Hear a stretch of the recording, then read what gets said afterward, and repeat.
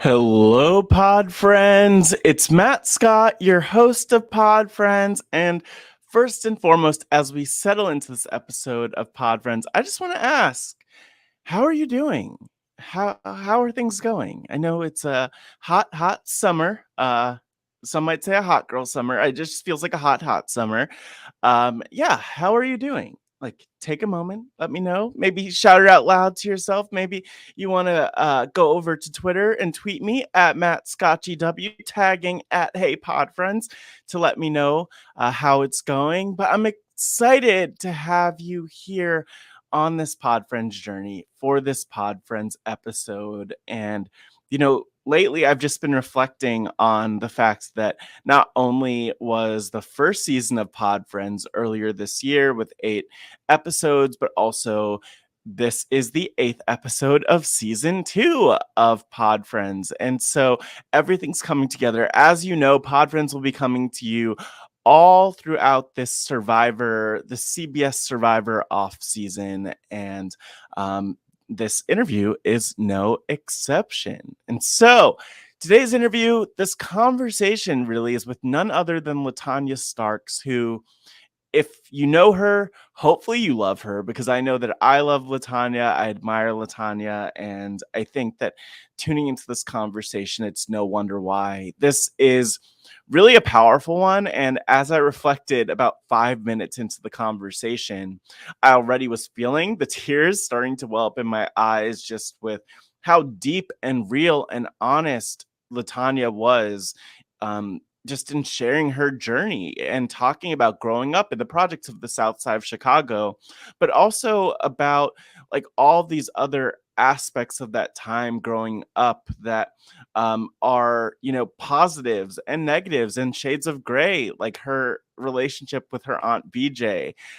She talks about her mom being in the army, growing up in a house of women, being a really observant kid, being someone who really glommed onto and embraced and found joy in music and the performing arts, and someone who also went from fighting and expressing their anger that way to using their words. And LaTonya talks a lot about how debate became a place for her to really navigate conflict and be someone who's able to do that. And we talk about lessons learned from debate, but also so much more about LaTonya and her journey, which, again, if you know her, I know you'll enjoy this. But if you don't know LaTonya, this is still a really, really, really phenomenal episode to listen to. And again, so much inspiration. But I even think of the fact that LaTonya mentioned being the first Black woman to debate all 4 years at Northwestern, and that kind of blew my mind. And of course, we also talked about just some of the more recent things she's dealing with chronic illness and more of that. And if anything, I know that a lot of folks will relate to a lot of what we talked about in this conversation. So I hope you'll tune in. So normally this is the part where I get into plugs and start to ask you all to do a number of things. But actually, I'm going to save the plugs for the end, because there is only one thing. There's one thing that I really want you, the listener, you who's hearing this out of my voice, yes, you, the one who's like, oh, okay, man, I'm gonna skip ahead 10 seconds. No, I'm talking to you, because if this is your first Pod Friends episode, if you love Pod Friends, if you've listened to them here and there, I want you to be part of Pod Friends, and here's how. I want to invite the Pod Friends listeners to submit voicemails to be part of an upcoming episode of Pod Friends. And this season we had T-Bird Cooper, Grace Leader, David Bloomberg, Beth Dixon, Aaron Robertson, Sarah Carradine, Shannon Gus, LaTonya Starks. But also we had the first season with a number of incredible folks. And I've heard so much positive feedback from people about how some of these stories resonate. And so if these stories, if anything that someone has shared in Podfriends has resonated with you, I would love for you to visit speakpipe.com/podfriends. That's speakpipe.com/podfriends. If you're thinking about it, take out your phone, type it in, speakpipe.com/podfriends, SPEAK pipe.com/podfriends. Said that a million times. You got it. But what I'd love is if you could submit up to 90 seconds of a voicemail. And let me know who you are and what it is from an episode that connected with you, because I'm hoping to share some of your voices, some of your stories, some of how these conversations relate with you all, because this podcast is all about community. It's not just me having these conversations with the guests, but it is us on this journey together. And a big part of that for me is hearing from you about what you've related to, what's resonated. And so it could be about one podcast and one interviewee. It could be about many of them. It could be a general thought about Pod Friends, but again, speakpipe.com/podfriends. So without further ado, I'm going to get into introducing this week's guest, LaTonya Starks. And I hope that you'll buckle up and enjoy what was really a lovely, phenomenal conversation. Here we go. Making her way to the podcast, hailing from the south side of Chicago, Illinois, you may know her as a podcaster on post-show recaps and occasionally on RHAP. Rob has a podcast or recent episodes of Crime Scene. Rob and Akiva need a podcast, and coming to you on this little show, Pod Friends, she's a debate coach and in fact the great debater, a legal legend, a pop culture critic, talking about shows including Insecure on the We Got Y'all podcast, WandaVision, and so much more. Everything is super, and everything is the luminary LaTonya Starks. What is your relationship with... How do you think I'm going to finish that sentence, by the way? I don't know, and all of the possible iterations of that question are disturbing to me. So I don't know. I could ask about sauteed green beans. You could. But, Wizard of Oz. Wizard of Oz. I want to know. Why am I obsessed with Wizard of Oz? You tell me. So The Wizard of Oz was the first movie that I ever owned. As a kid. Normally what would happen is we would get toys. We got toys like a lot throughout the year. I used to get bad behavior reinforced all the time because my aunt would be like, what she did was great. And she more like young Black women need to be like that. She wasn't, what did you do? So whenever I get into a fight, I fought a lot as a kid. Physically? But it would always be like, I wouldn't hit anyone unless they hit me first. Okay. I'm not I didn't just ever walk up to somebody and smack them across the face. But yeah, people would they knew that rule. And so they would push it. And so I fought a lot as a kid. I don't know how did we get to this? Already. So you were beating people down while watching Wizard of Oz?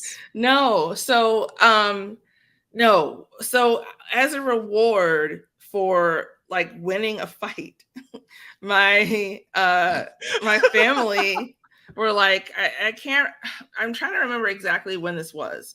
I can't remember if it was around Halloween or if it was around the Christmas holidays, but one of those Snoopy specials was playing.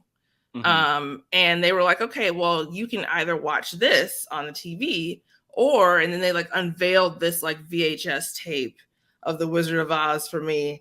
And I'm just like, oh my God. And they're like, yeah, we bought this for you to start your collection. So, I watched that movie so many times. I just got really into all of the vibrant colors and how all of that vibrancy is really hiding something truly detestable underneath. Wow. I've always been able to identify with a literal underdog story. Mm-hmm. And that this is that to a T. And I love Judy Garland. My aunt was a huge Judy Garland fan. My Aunt BJ, she passed away 4 years ago now.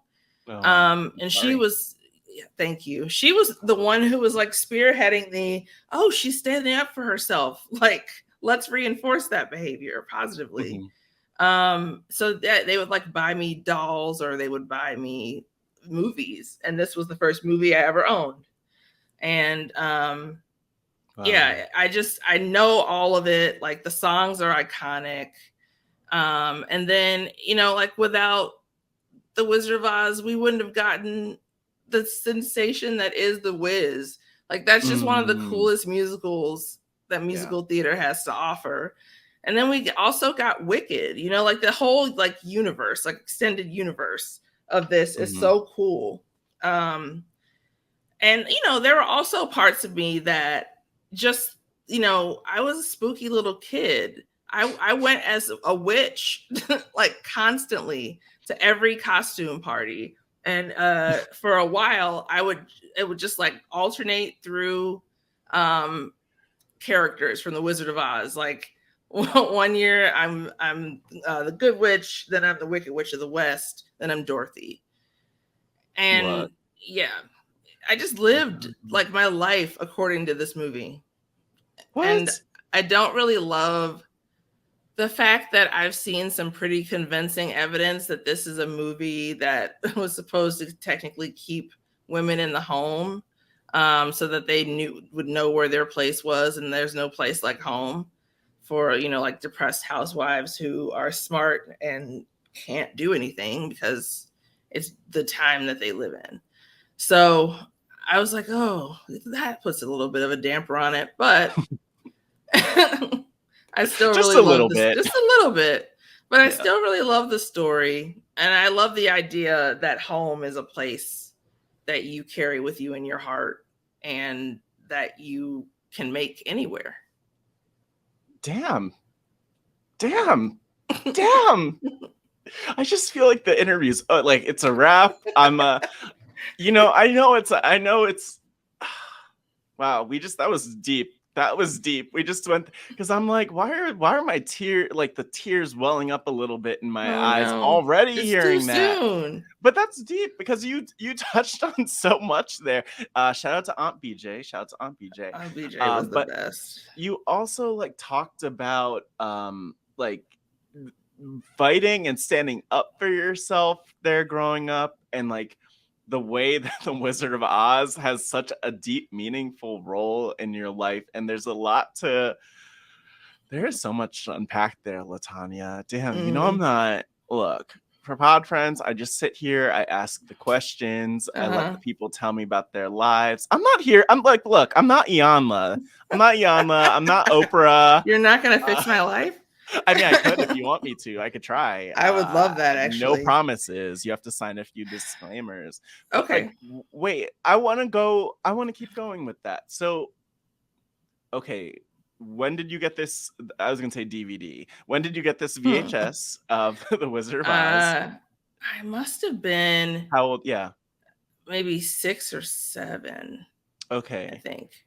So, what were people...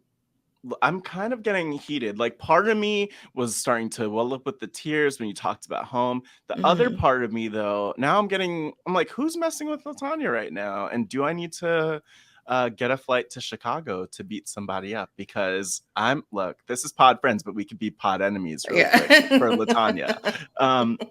What was going on? Pod enemy number 1. Yeah. So it took me a really long time to find my people, and then to like when I started working with RHAP and post show recaps, to then like find my people again in like a different way. I've been blessed to be able to do that twice. There's just like, I grew up really poor. Everything was like, we went to Catholic school until my grandmother found out a way to get me into a gifted facility when I was in 6th grade. And that kind of like started the trajectory to the 7th through 12th program and blah, blah, blah. So it's just really been like a long journey, and of people out not really understanding me, like making fun of me because of my weight, making fun of me because of the way I talk, just lots of stuff. Like, kids can be really cruel. like that. They just Yeah. will lay you out bare and think nothing of it. And it's like, okay. I remember I was in the locker room once and we were getting changed to go like after class. And I was one of the people who had the unfortunateness of having gym first period. So it's like, oh, great. I'm just going to ruin my hair immediately for the day. It's just like that, you know, there are kids that I got along with, and there were like several kids I didn't get along with. Like there are people I got along with that you wouldn't imagine. And then there are people I didn't get along with where I was shocked that that was the case, you know, like, and then the 7th through 12th grade program kind of got all the fight out of me because I was about to get into a fight with this one woman who had like who had gotten up and like slapped me in the face, like in front of a whole classroom of people. And so I was like, oh, okay, that's what we're doing. So I smacked her in the face and her glasses flew across the what's it called? And so when the assistant dean person for our program came in, he took me aside and was like, LaTonya, you probably want to go to college, right? And I was like, yes. And he was like, well, then you can't have things on your record. And this type of stuff will go on your record. And then, like, you know, you ruined a bunch of opportunities for yourself. So I started to think more and more about what was best for me in kind of like a business sense. I love that. I love that for you. How old were like how old were you at that time? I love that for you. 12, 13 years old. I love that so much for you because I could picture you having that as a shift where you're like, okay, let me read like the damn, I was gonna say The Art of the Deal, but that guy's been canceled. Oh my God. But you know, you go to your business books, you're like in the Barnes and Noble, you know, you're like, look, this is a business deal, a business transaction.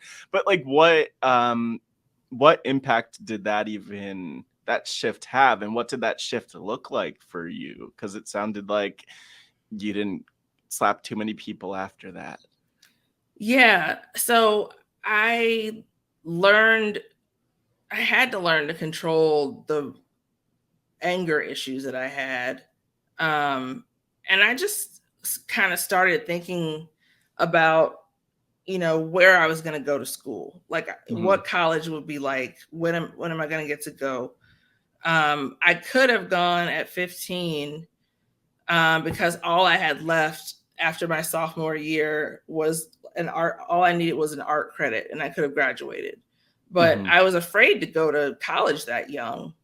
Wait, you just said, I'm sorry, I almost skipped over that. Like when you were 15, you had enough credits to go to college? Yeah, because the way the 7th through 12th program worked is that you were taking it's almost like an international baccalaureate program where the classes that you're taking are kind of like all over the spectrum of classes. And by the time you get to a certain point, you just kind of fulfilled your graduation requirements. And so for me, that happened sophomore year.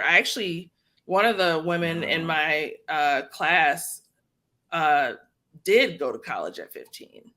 Wow. So it was one of those things that I thought about doing a lot after that. But then I was like, I'm not really in a rush. You know, I'm in no particular rush to like do this. Plus, I was enjoying debate and, you know, I didn't really have a reason to be as angry anymore.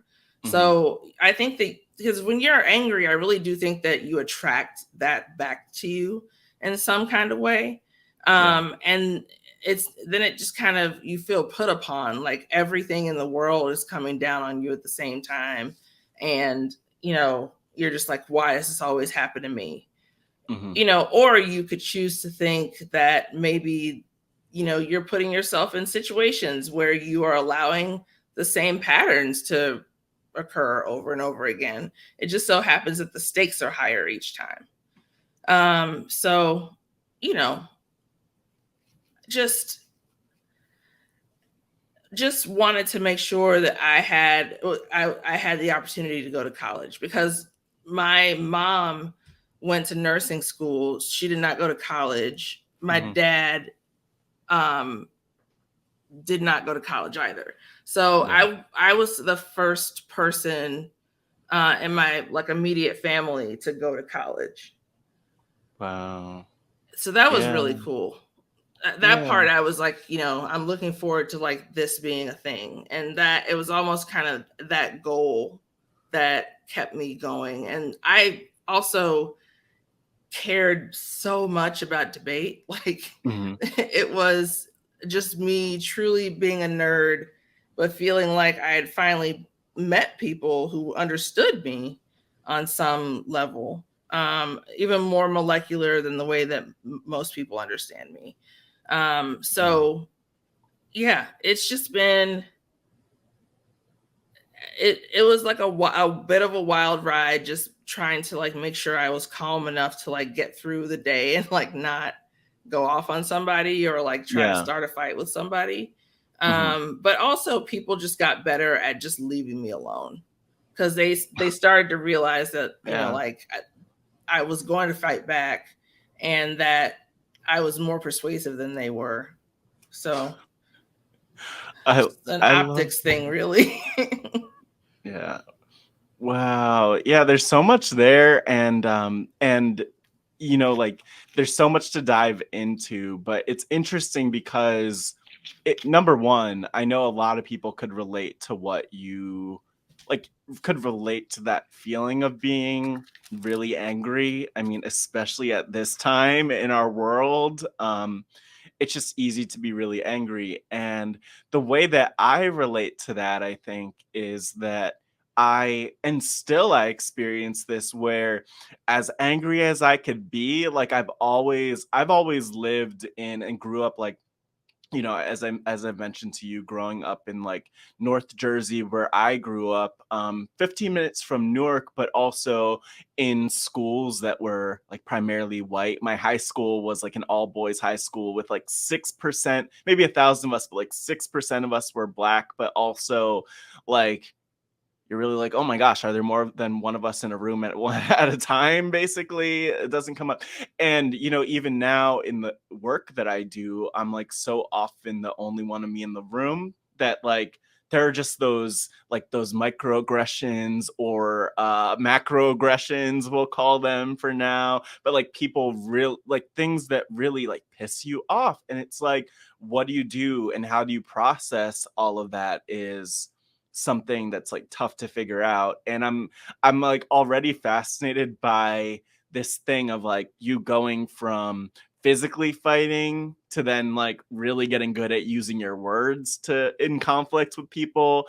But I want to go back to kind of like set the scene more than anything else. Like, where did you grow up? Like, what was that to like paint the picture for people? Who was it around? You mentioned like not having a lot growing up in that way, but like what was that all about? And you have such a beautiful way with words, by the way. I'm like, paint the picture, LaTonya.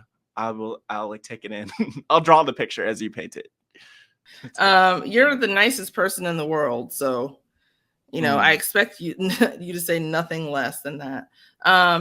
So yeah, I grew up on the south side of Chicago, maybe about 7 to 10 minutes away from White Sox Park.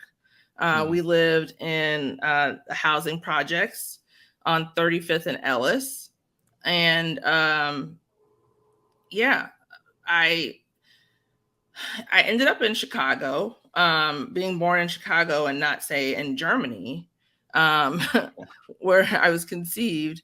But yeah, I was Oh born wow. in Chicago. My parents met each other playing basketball. My mom was on the women's team and for the army, and she was practicing, and a bunch of guys came up and basically challenged her, and she was like, "Okay," and she just completely jobbed them, just like took them out.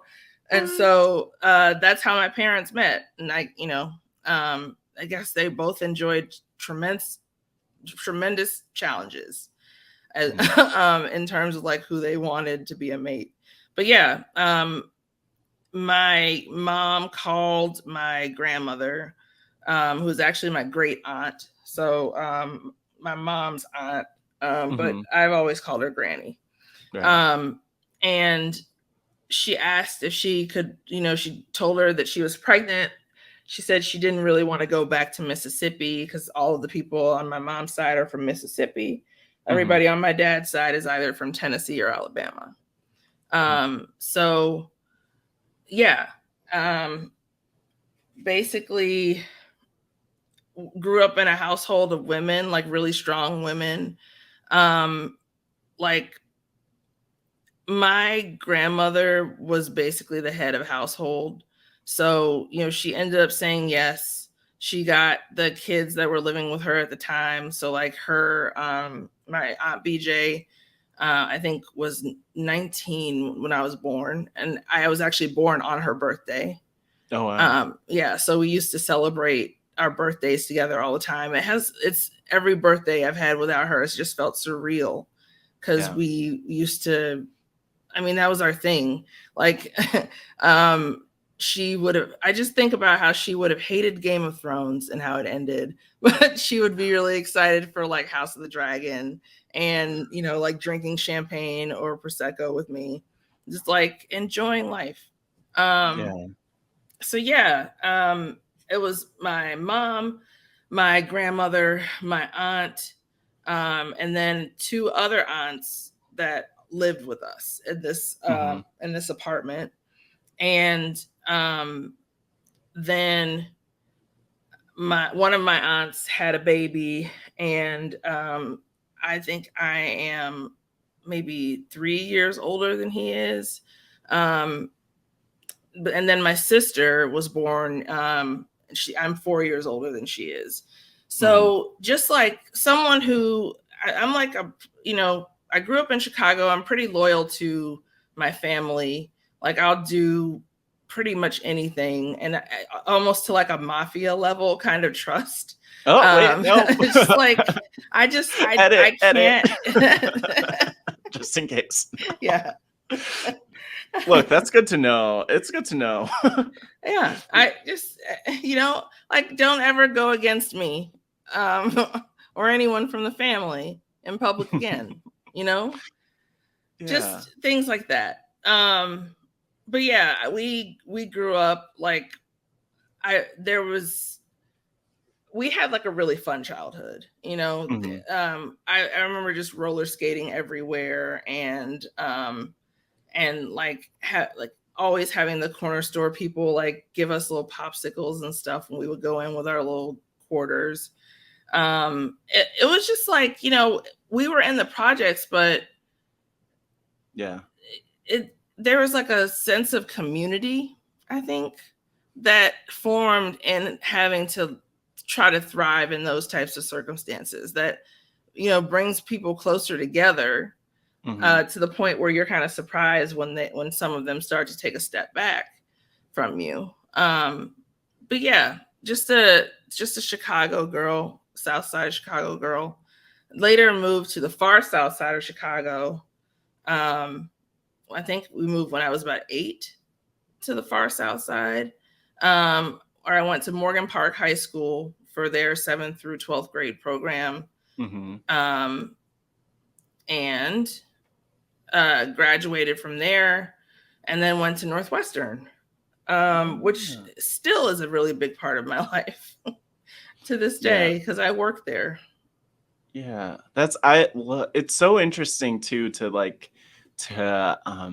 hear you and like just sharing so much of and painting the pictures so beautifully of your story, and something that I want to ask, because I will, of course, specifically get to debate in a second, but maybe maybe debate is part of this. I'm just curious.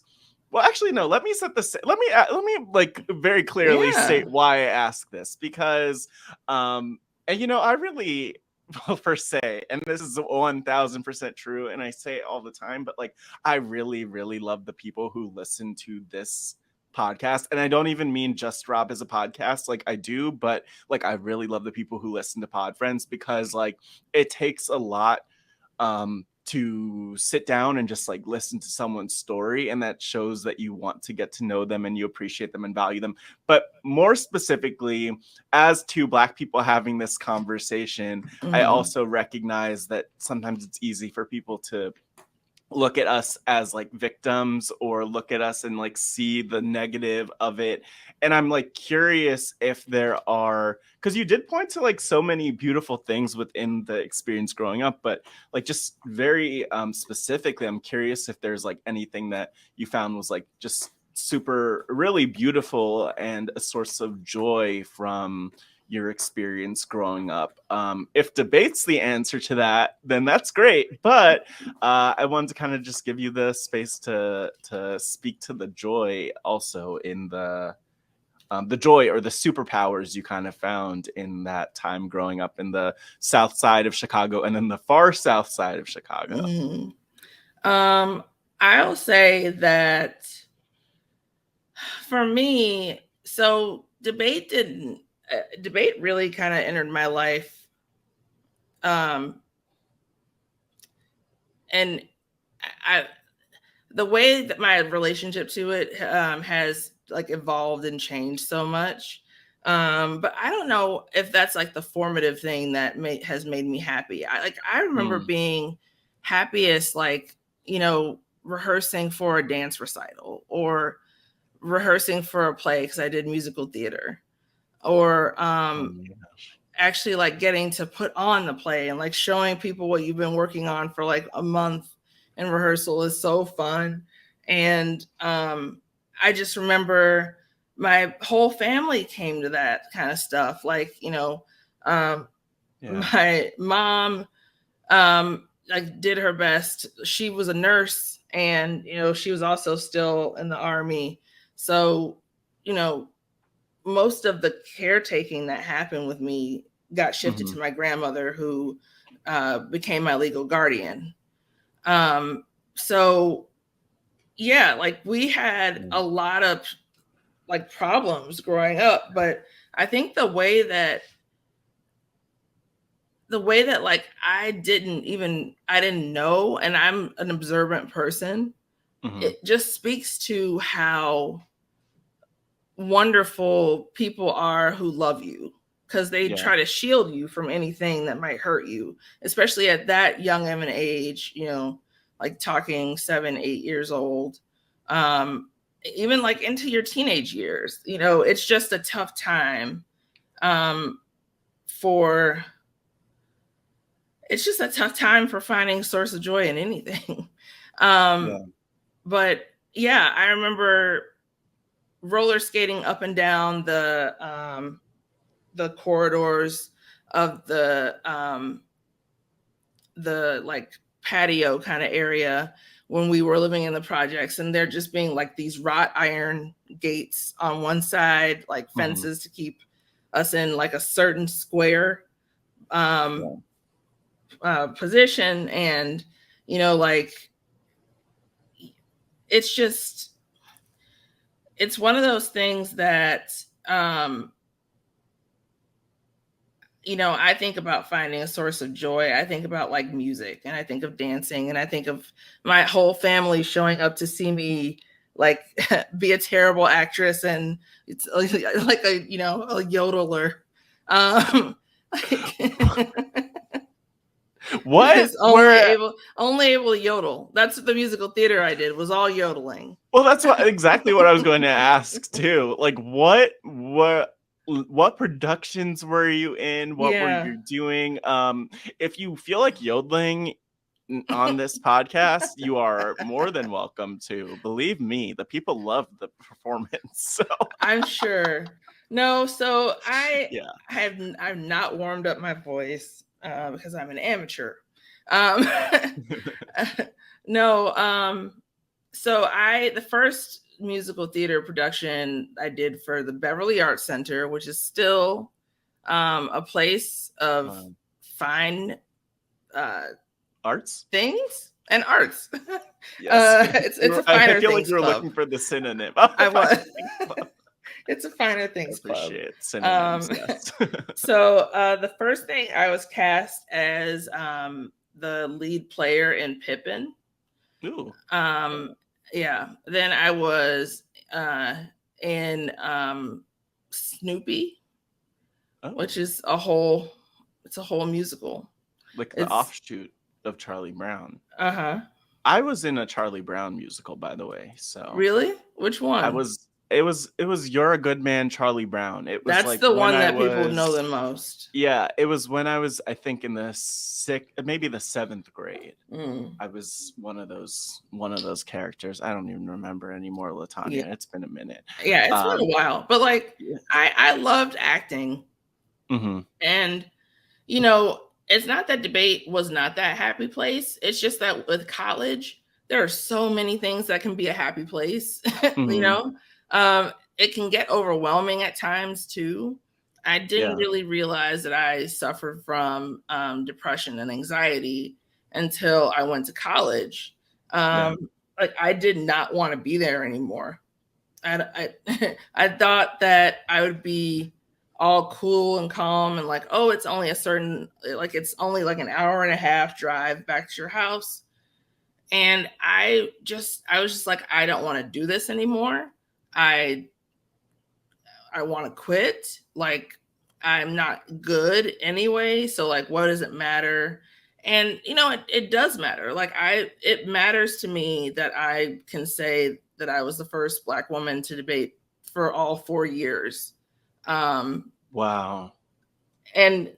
But it bothers me to say, that unfortunately we, there's some things that we can do that would go to a lot further to like increasing, I think, diversity in debate that aren't done. So, I just kind of feel like, and I feel like you had this kind of similar thing where you often find yourself, like you talked about that all boys school, you Yeah. find yourself being like the only Black person amongst just like a sea of white people. LaTonya literally 2 days ago had my career, college, Yeah. every like high school, all of it. Yeah. Yeah. And we'll talk. I'm not to cut you off, but I'm sure I'll vent about it too. Because literally right before this, I was like, just like going, like taking a moment for myself to like process a lot of that. So yes, it is very real and very present. There was a quote unquote bumper crop of us. Uh, I'm like, what the heck is a bumper crop? it's like it's Is that a LaTonya Starks word, no, or is it? it's no, it's basically just when you're a farmer and you're growing something and you end up growing way more than you thought that you had because Mother Nature was just bountiful, a little more Mhm. bountiful this time, and Yeah. that's called a bumper crop. Okay. So there was just like there were three Black people in my class alone, and we were all from the same school. Yeah. So it was really interesting to kind of see how we all navigated it so differently. I was just so depressed when Yeah. I got there and started to realize that like, oh, this is gonna actually require work. Because you do like kind of go on autopilot in high school. You know what I mean? Mhm. At a certain point, it's like when you get to your 3L year when you're in law school and you're just kind of like, okay, where is my money? You're talking about the bumper crop, which I can barely say. Apparently, I love a good bumper crop, LaTonya. A bumper crop top. Yeah, but like, what? How did that kind of? Well, okay, like the So times that I've had the bumper crop in my yeah. life of us, it goes a long way, because even in the context of podcasting, like Mm-hmm. there's such a big difference between the times when I might be the only Black person or only queer person on a panel or in a room or speaking to something versus like having one other who's there to also like be there and be the voice. And like was I would imagine that that was something that was very like helpful in the journey for you. But yeah, I'm curious like what that did for you to just be surrounded with that bumper crop. Oh, I love that word. Well, it was interesting just because, you know, we were all kind of on this journey together. We you know, all been the same year in high school. We were on the debate team together, which means that we spent so much time together.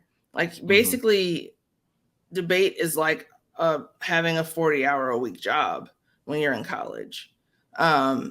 And you just kind of try to do the best that you can and make sure that you know, you're taking some classes with your friends so that you all can already have a built-in study group. You know, it was great for us because the debate society has its own building on campus. And so it's open to like 24 hours. You have to have a key card. And anyone can go in and out. Like it's called the Hardy House. It's just kind of like our place that we you know, will go to do debate work or do school work. Like the amount of class projects that I did with people on the debate team are just, in the words of Michael Scott, incalculable. Yes. So there's something really great about having, you know, about coming into, because Northwestern has like a whole mystique of its own in terms of debate lore, kind of, just because, you know, I think this is still the case, are the winningest debate team in history. Like we've won the most national championships, the national debate tournament championships. And we, you know, went through a while there where they were just like winning them back to back. And it was like, I mean, it was like imposter syndrome immediately took over. Because I think that whether it's done on purpose or if it's just something that is due to generational trauma and it being passed down, I feel like, you know, like we as Black women and like Black people are taught to not like shine. You know what I mean? To like not try to stand out too much, to draw attention to yourself, like be modest. You know what I mean? Be like, but you know, there are just some moments in your life that you find really empowering. And once I got used to it, I loved college. Like college was, you know, the thing that I would say most often to try to justify like not studying is that, you know, the test and the grade will be fleeting, but these memories will last like a lifetime. And we'll always have these and we'll always have each other. And it just so happens that like I'm still very good friends with all the people that that I debated like with, or, you know, who debated around the same time as me. There's a really, really strong alumni network. And a lot of debaters are lawyers. Like one of our alums right now is actually defending the Georgia voters. Yeah. So just like, you know, doing big stuff like that. So it's really intimidating to be around these people that you kind of have only heard stories of, and they're kind of like, you know, a little bit like legend to you. And then you realize that, you know, they're just some dudes and they're terrible at drinking games. And, you know, they get really upset when they lose though. So it's all the more funny. Yeah, this is all really interesting, and I relate to what you said about the like the imposter syndrome piece of it. I relate to a lot of what you said in general, but specifically, I'm kind of grabbing onto the imposter syndrome piece because one thing we have in common. So my sophomore year of high school, I did debate. I did do debate. I was gonna say I attempted to do debate, but I did debate. I did Lincoln Douglas debate. Are there kind of superpowers you gained from your time doing debate? Yes, so we would call that portable skills in debate. Portable skills, yes. I love the idea of them being superpowers, though. One of them, so many. To make sure that you thoroughly read through anything before you sign it. Just a little like due diligence might get you out of something. Always have a plan, like a plan in place, and then a plan B, and practice failure, I guess, if that makes any sense. So what happens if like all of the worst things possible, this falls down, this something explodes. Like, I don't know, don't prepare for explosions, but you know what I mean. Well, yeah. So the other portable skills I'd say are that, I am pretty good at research, just about any topic of research, especially if I find an angle that I get really interested in. Just, being prepared, because I'm pretty good at research now, means that I don't feel imposter syndrome as much anymore, because I know that like I wouldn't be speaking if I didn't know what I was saying was true. You know what I mean? And didn't have like evidence to back it up, and all that. So having that kind of certainty to be able to speak, and to speak up for yourself, I found that it's really helped me, especially because I've been going through a lot of chronic illness stuff. And it's really, really simple for doctors to kind of let you fall by the wayside when you have chronic issues, because they have other things to do, or they take a different job, whatever. So it's just, like just trying to just figuring out how to like come up with a schedule for your day where you plan everything out almost to the second, and sticking to that schedule. Right. And then just practicing all the time, like whatever it is that you're doing. If you have like public speaking that's involved, if you in your job, then practice that. If you have writing that's involved in your job, then practice that. It's just, you want to be able to kind of open yourself up so that you're comfortable enough to be creative, like on the go, like anywhere. And that you can creatively problem solve as well is also like, I think some superpowers. And then the final one, I think, is that I'm really able to anticipate what other people need before they know that they want it.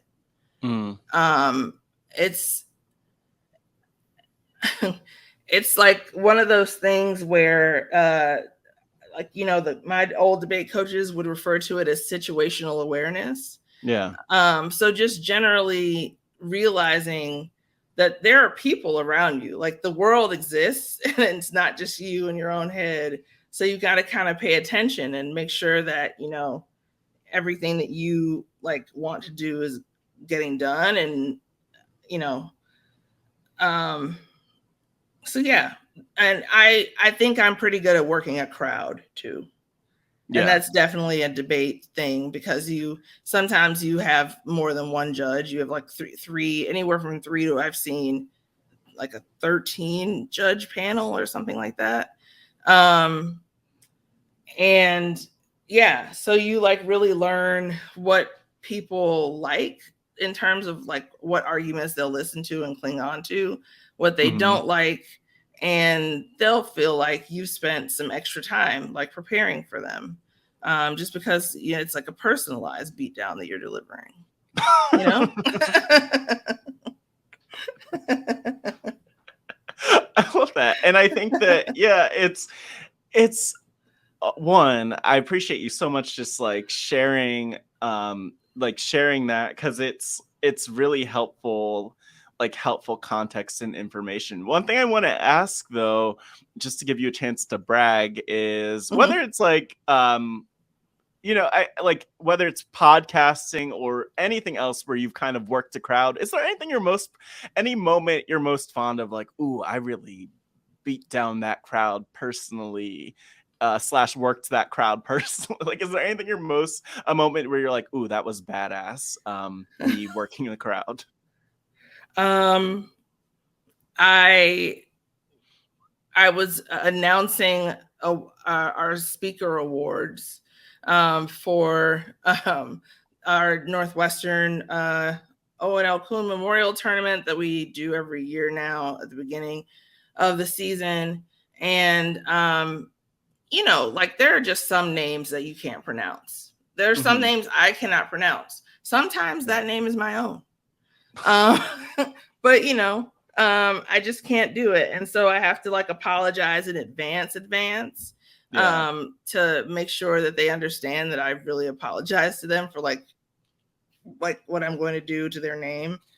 But yeah, I say that tournament was like a really good, because I saw the chat as it was happening and people were like, whoa, she's so funny. Look at that. Yeah. So yeah, that was a good moment, I think, of working in the crowd and really starting to enjoy the idea of crowd work, because there's something intuitive about it. Like, I feel like I'm a pretty intuitive person. I don't want to be like one of those people who's like, I, as an empath, just kind of understand more than others. But I'm big on empathy. I read a lot of books like that. Yeah. Exactly. Oh my God. Wait, was that after you started podcasting or before you? Well, it sounds like it was after you. I'm assuming after you started podcasting, but I'm just assuming. I heard chat. I'm picturing Zoom. I'm picturing It's giving pandemic, LaTonya. Yeah.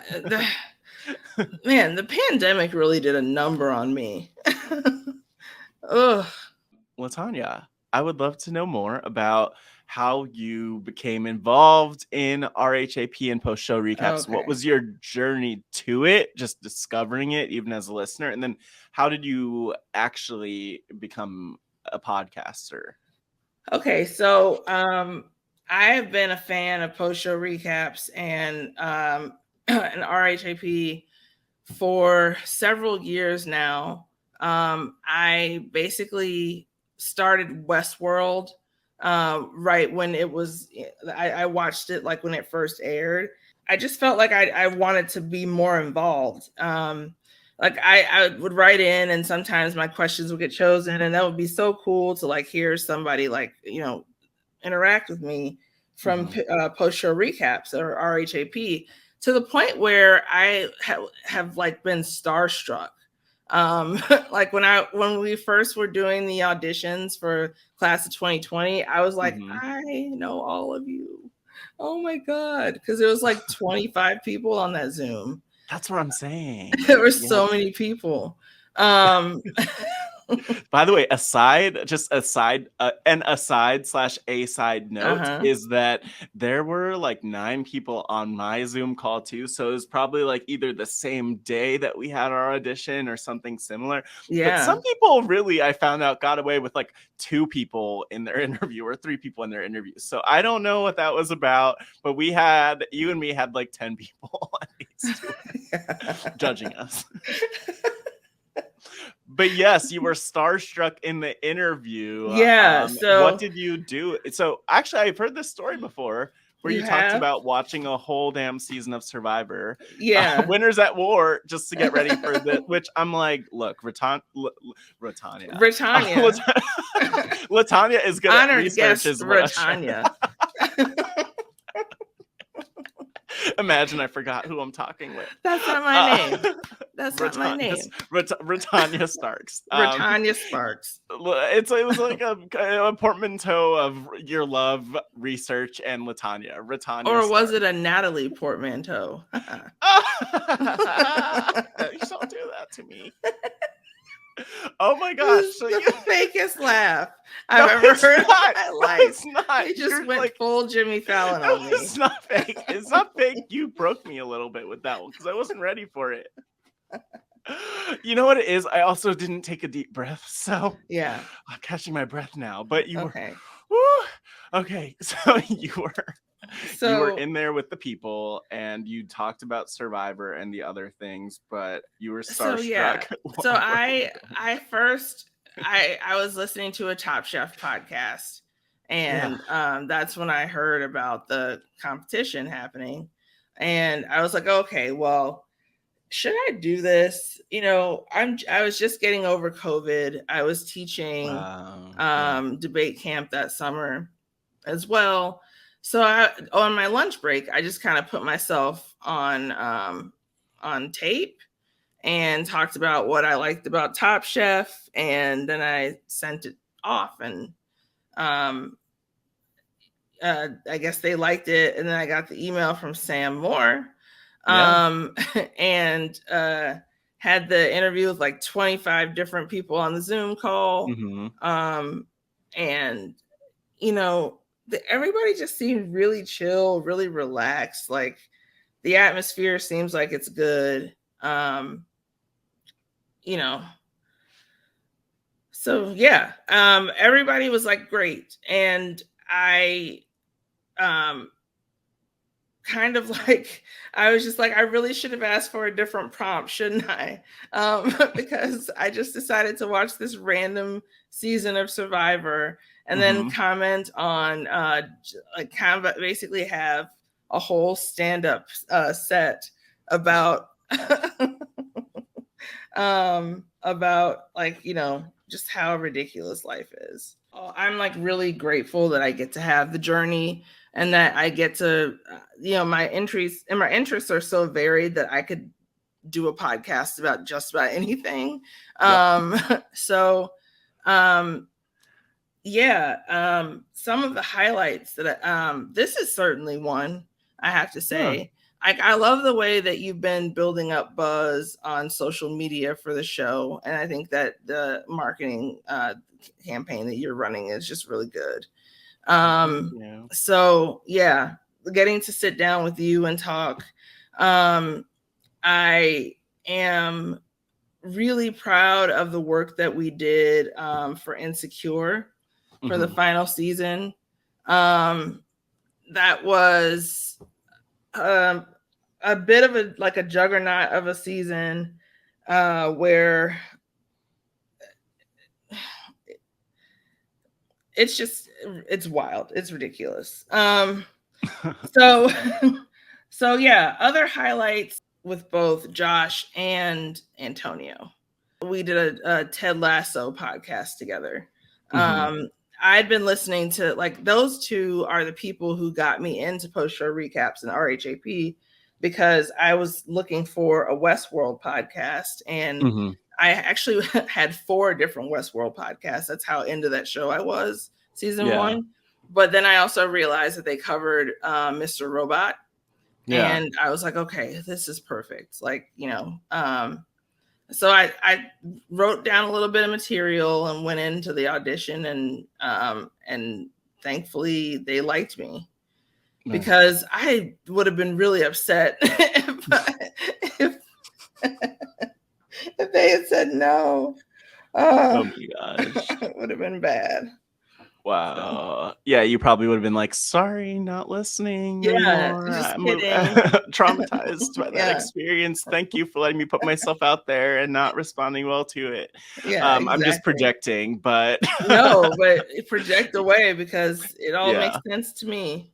Wow. I mean, look, we don't have a lot of I don't mean this in a philosophical way, but we don't have a lot of time together left on this podcast. And so I actually just want to ask, you know, a broader question or broad question about the community and, you know, you mentioned in passing, and I think people who know you and like follow you might have a sense of, like, you mentioned chronic illness and experiencing that, but no, I don't want to get into all of that because I'm sure that we could be here. That could be its own podcast, probably, unfortunately. But I want to ask, kind of like, what has this community meant to you, not only through all of that, but just in general in the time that you've been involved? Like, what role has this whatever you call it, RHAP, post show recaps community played for you? Well, I've just been able to have some of the coolest conversations with people, conversations that I have only kind of like dreamt of being able to have.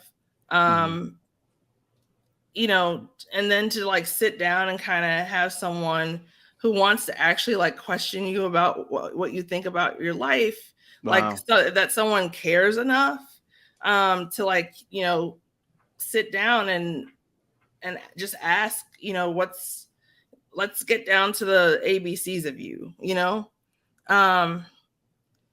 So the community has really meant a lot. Like, especially with everything that happened, you know, with having COVID, and then like so close off the tails of finding out that I had like another severe like issue with my lungs, being like in and out of the hospital and everything.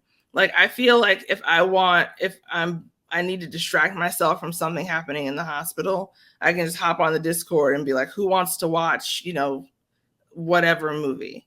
And you know, that community would be there for me.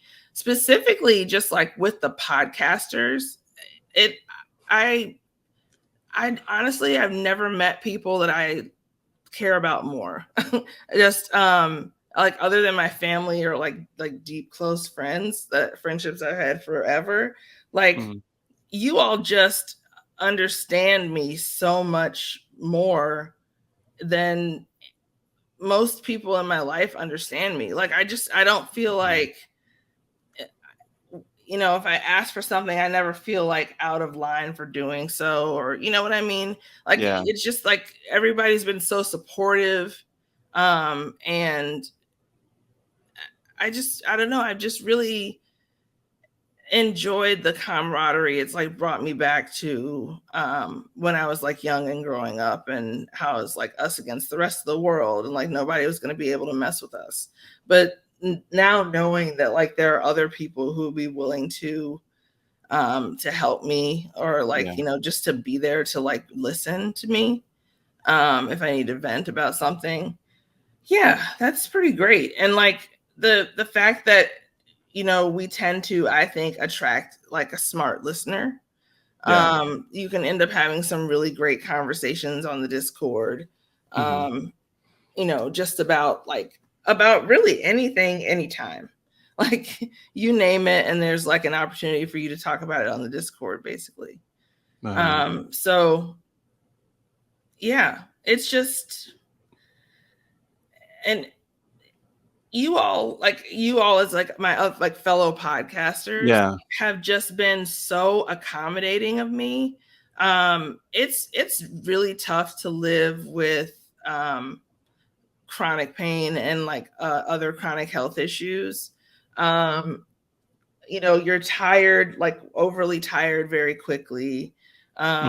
You always inevitably have to ask for help, and that's something I'm really bad at doing. And when I do, sometimes it's like too late. So yeah, I like just teaching me that it's okay to like speak up and let my voice be known when I see something that, you know, I know is an injustice happening. And yeah, just like knowing the people who will and have gone out of their way to accommodate me because I can't eat this, or I can't like, there's too many stairs here, or whatever. You don't really like find that type of friendship very often. So I Yeah. just, you got to cherish it, you know? Got to Yeah. cherish it. Yeah, and you know what? It's so unfortunate that I am the only one here in this moment, but like I know I speak for so many people, like legitimately, like I love you, we love you, I Oh, adore you, we adore you so much, and you deserve to have people make that space for you. And I mean, like we also all experience the moments where people don't, but that doesn't mean we're not worth it.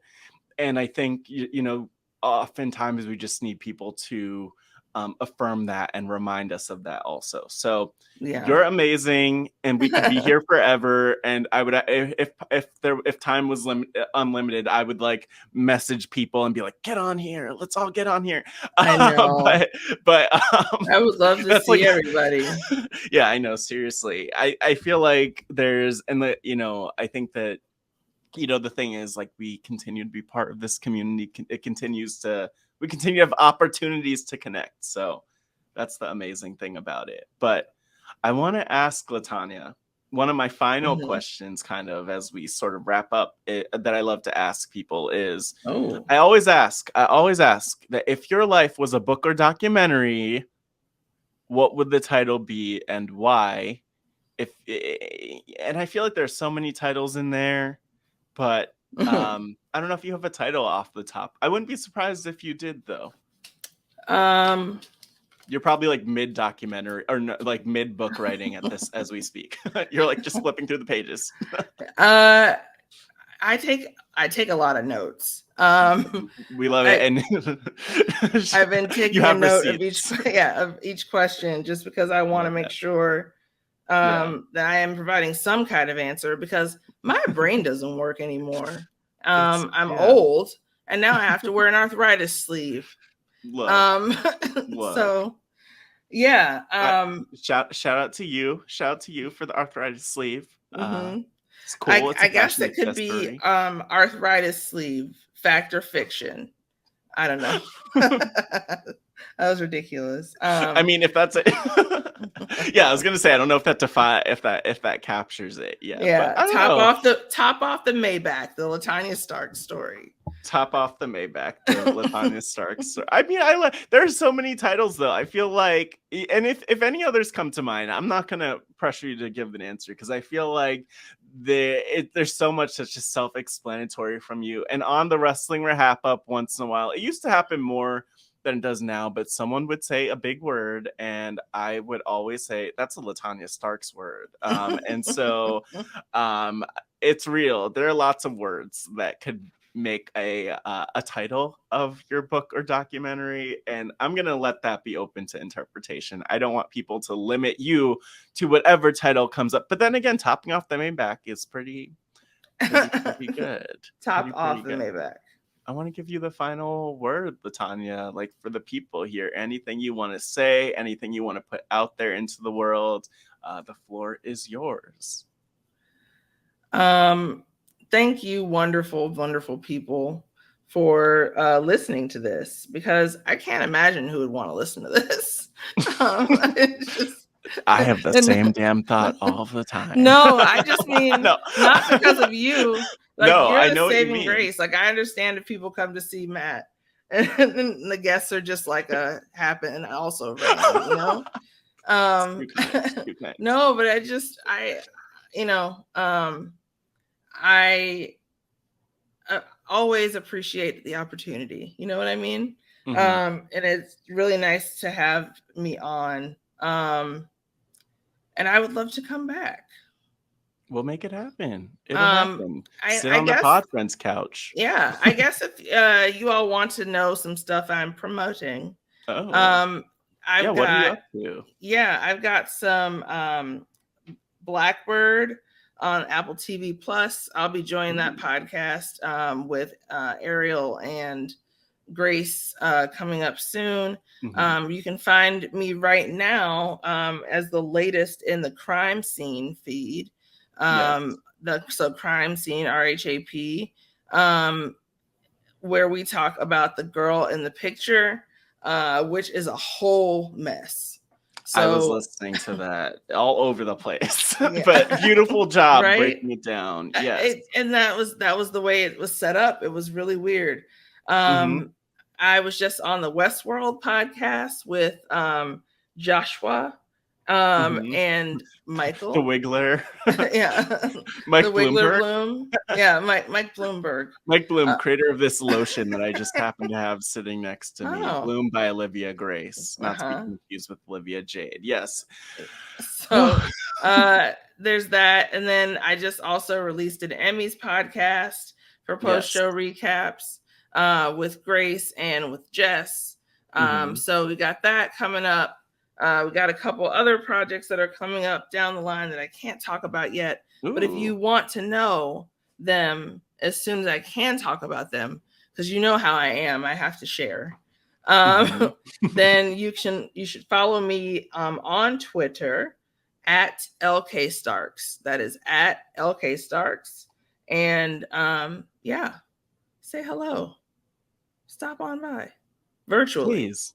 Yeah, stop on by. Say hello. If you're here hearing the sound of our voice, like obviously, it genuinely speaking, because half the time I'm just like, ooh, what can we joke about?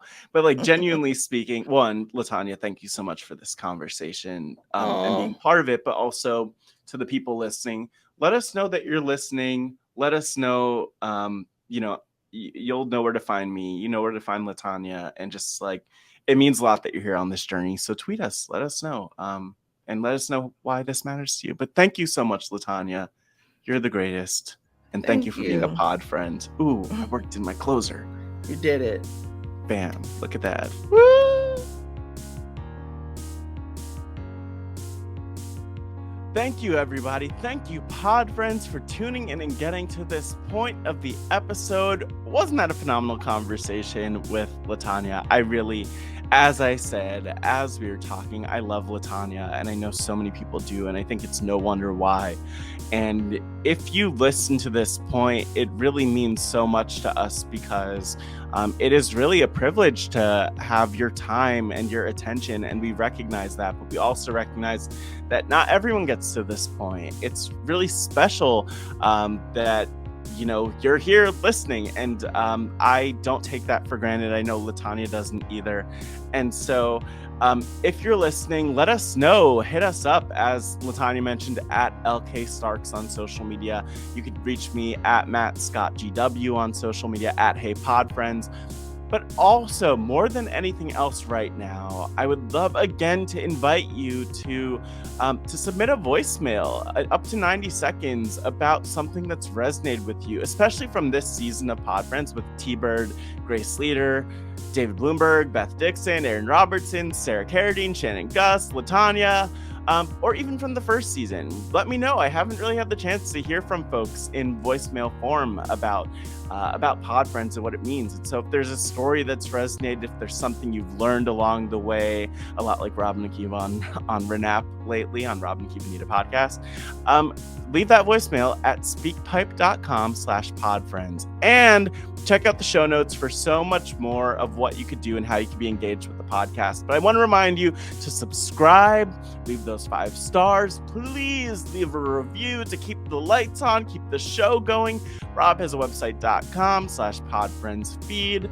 You could watch on YouTube at robhasawebsite.com/YouTube for this episode, for all Pod Friends episodes to date, and for future episodes. You could suggest a guest at bit.ly/podfriendsnom. That's bit.ly/podfriendsnom.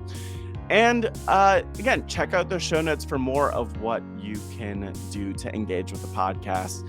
I am on Crime Scene with Mari Forth, a past Pod Friends guest, as well as Sarah Carradine, another Pod Friends guest this week. So check that out this coming Tuesday.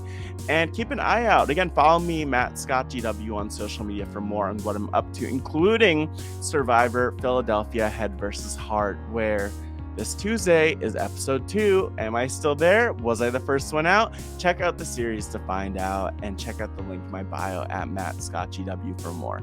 But that's all I've got for this week. Again, excited to see your voicemails. And again, as always, truly, thank you for being a pod friend.